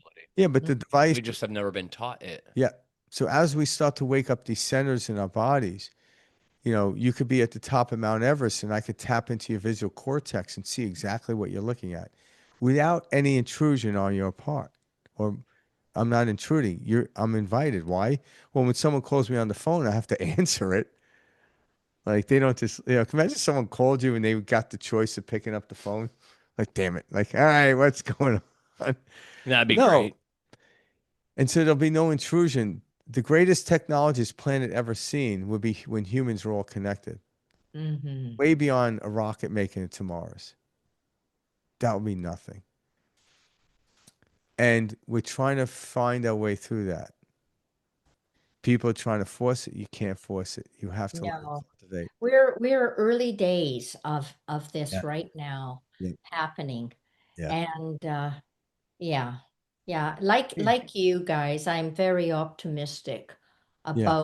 about things. Yep. And Yeah. We're y- like farmers trusting that when I plant the seed and water it and bury it in the soil, by harvest time, it will be ready to pick. mhm. So they do that in spring, but the harvest isn't the fall. But they trust that's going to happen. That's why they plant it.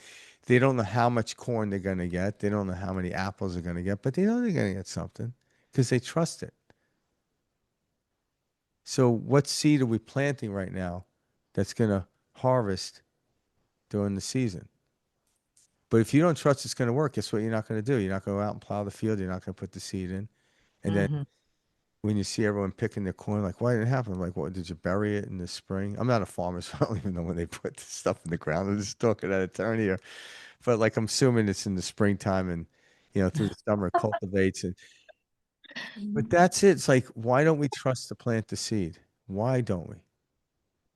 We have enough evidence to prove it works.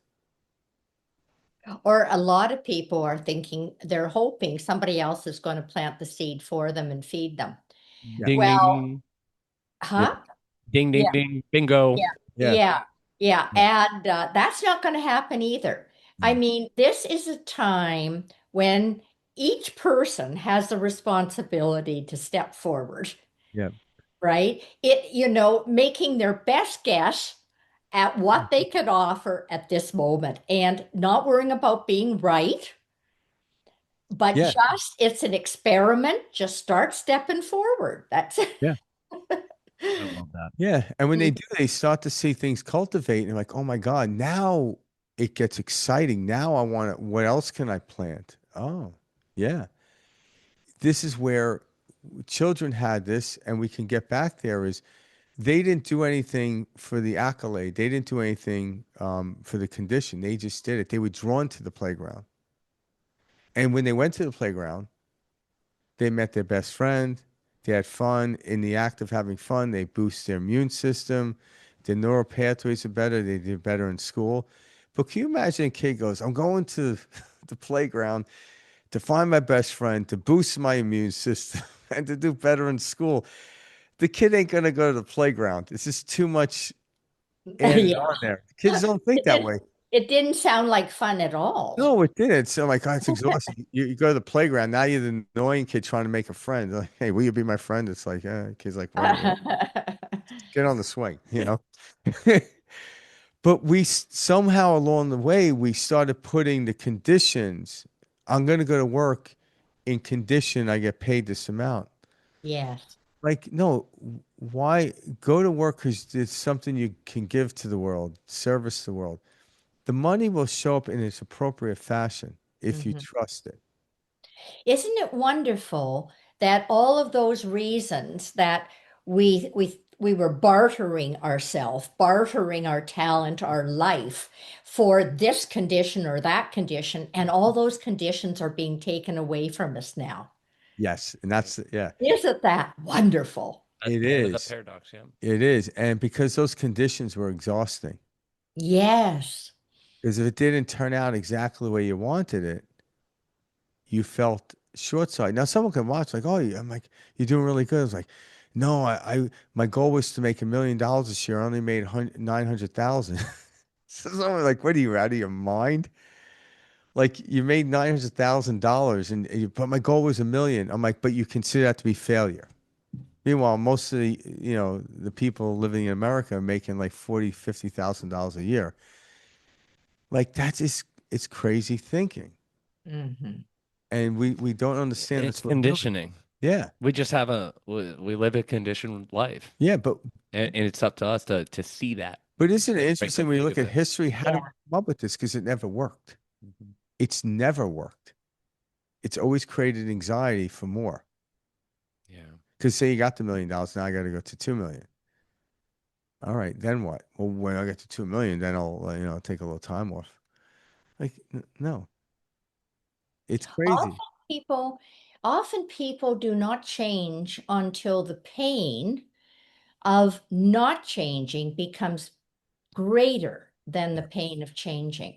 Yep. You're so right. And so that is what's happening now in our world, Yeah. that there's so much pain being caused by old systems and outmoded ways of behaving, that people are changing just because they won't subscribe to this amount of pain anymore. No, the young kids coming in aren't subscribing to the old ways.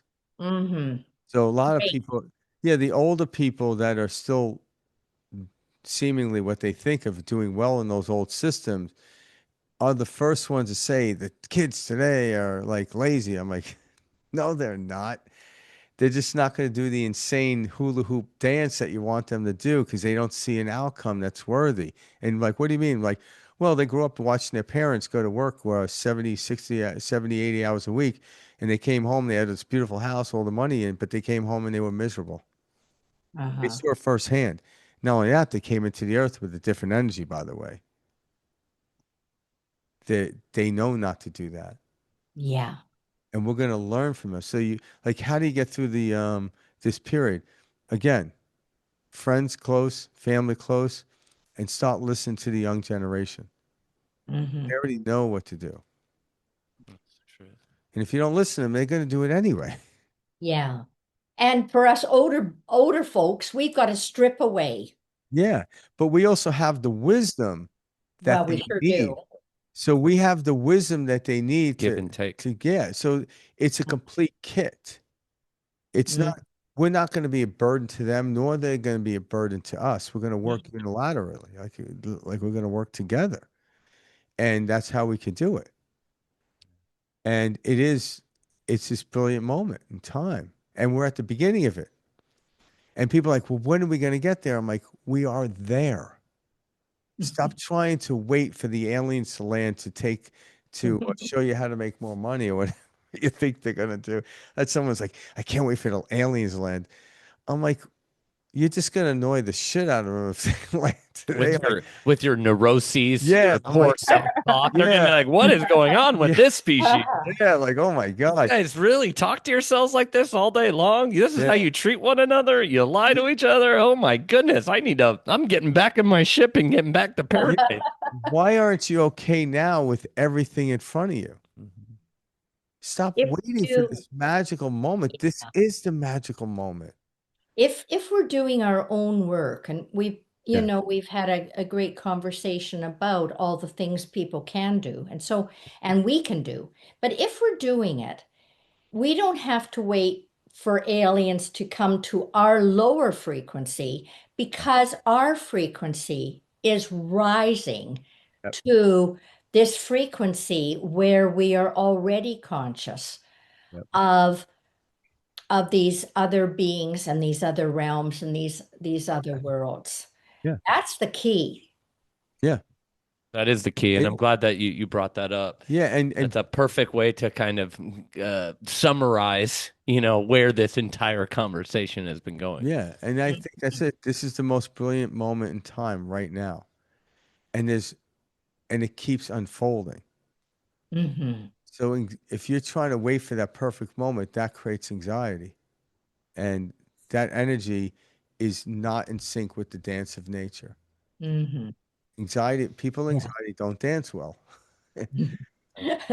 Like they're like, ah, ah. But when you're nice and relaxed, it's like, okay, all right, I this is feel it. it. Yeah. You know? Yeah. So, Tanis, this conversation has been phenomenal. I know that Yeah. we have kept you on here longer than we told you we would, but I do want to say thank you for coming back to our audience, because we get great feedback every time that you're on this show. And I want to highlight, as we're rounding out this episode with you, the congratulations that Frank and I have for you, with, your success, everything you have done. Can you tell us a little bit about this German translation of Life of a Mystic that comes out next, 2 weeks from now? It's coming out here soon on April 1st, correct? Yes, it is. Can you Yeah. share a little bit about that? Because we'd love, anybody tuning in to order a copy. Sure. Well, the English version of Life of a Mystic is already out, Yeah. Correct. but the German one is coming out in just a few days. Oh, And the reason I wrote the book is um I started writing it 30 years ago, Okay. and then I couldn't write anymore. And it's almost as if I had to live these last 30 years into developing all of the I had to open all the buds that were there. how Gotcha. cool. Yeah. So yeah. That must feel rewarding. The blossoms had to happen. And people, I think, why does anybody write a memoir? Yes, you can write it for your children and your grandchildren and whatever. But I wrote it because I was trying to figure out my own life Yeah. and to summarize really my spiritual journey, not anything but my spiritual journey. And I had diaries and memoirs and journals from like when I was 14 years old, boxes of them. And I wanted to burn them all. I wanted to burn all my past. And so I thought, well, I'm just going to summarize what I think is important. And that that is what came out. And I published it because I think it can help others. And this is what people have been saying to me who've been writing to me. They've been saying that it's catapulting them into their own spiritual transformation, or it's shedding light on their own dark nights of the soul and why it's happening. So that's been my main reason, guys, Yeah. for writing it. And so yeah, the German copy comes out next, and then the Dutch copy comes out a little bit later this year, and the Spanish copy. So Yeah. Congratulations on So all your success. there is the definition of devotion. A 30-year journey of writing a book, right? That's pure devotion. Candace, where can they find a copy of your book? Those listening and tuning in with us. oh, just if they go on Amazon. Yeah. Okay, perfect. So I can order They it. can, and it's just, Life of a Mystic, embracing pathways to consciousness. And that is what we've been talking about, isn't it? That's That entire we have conversation. to embrace what comes to us Yeah. and to realize it's not by accident, and these are all opportunities. And so Yeah. that's why the subtitle's Embracing Yeah. Pathways to All Consciousness. right. I love that. I'm gonna go out and get some ice cream. Yeah, right. I just want you to know what a Well, why pleasure it don't is I talking send with you. you? Why Yeah, don't I send you some exactly. telepathically? Exactly. We're gonna have some guy show up in handcuffs at the server. You know, I just hope you know how fun and exciting it is Yeah. every time we have you on the show. And like your spirit, like you light up the room that you're in. And I love seeing like your backdrop of the world behind you. It's like this natural glow Yeah. around you, and it's perfect. And so thank you for sharing your gifts with Frank and I on Perspective Shift and with this audience, because you have a lot of light to give, Yeah. and you can feel it. Yep. Well, you guys do. And Appreciate that. you are so together. You are so together. Yeah. We yin and And yang. Yeah. Oh yeah. Yeah.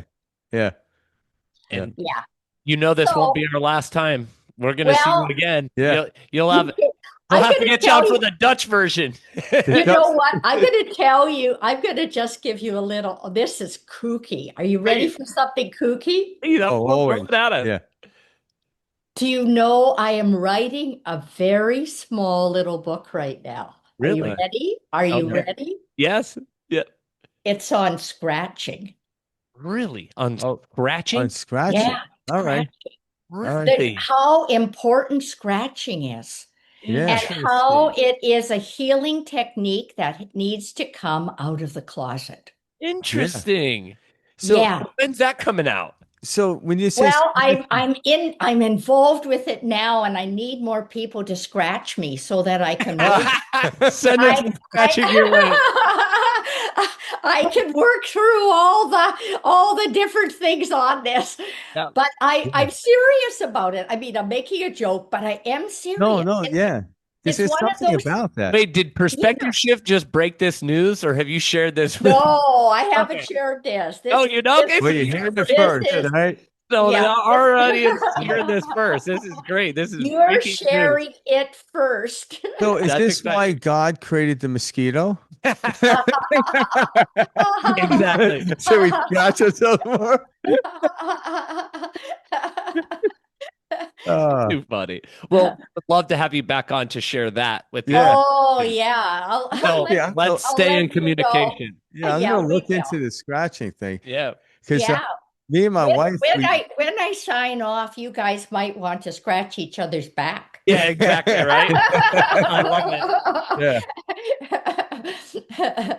Well, what we'll do is we'll have you on when you release it because that will be a fun episode. yeah, Yes, I'll come on with little wooden handle and we'll. There you yeah. go. There you go. There you go.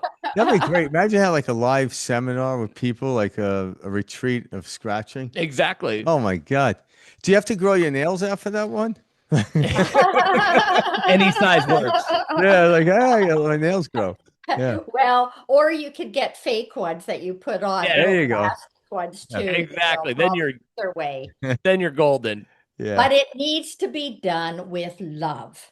Yes. Always. Yeah. Yes, yes. So anyway, a healing technique. Well, thank you Yeah. for sharing that with our audience Hey, because that's exciting. maybe that cougar that was following you at the time in the woods just wanted to scratch the back. Yeah, just looking for a quick scratch. Yes, he and I could be good friends. There you go. Seriously, though, Tanis, this was an awesome conversation, and we Yeah. so appreciate you taking the time with us this evening. Yeah. It's Thank been you. lovely. Okay, thank you both. We'll see you soon. Yeah. Peace Yeah. out. Thanks, Bye-bye. Tanis. Bye.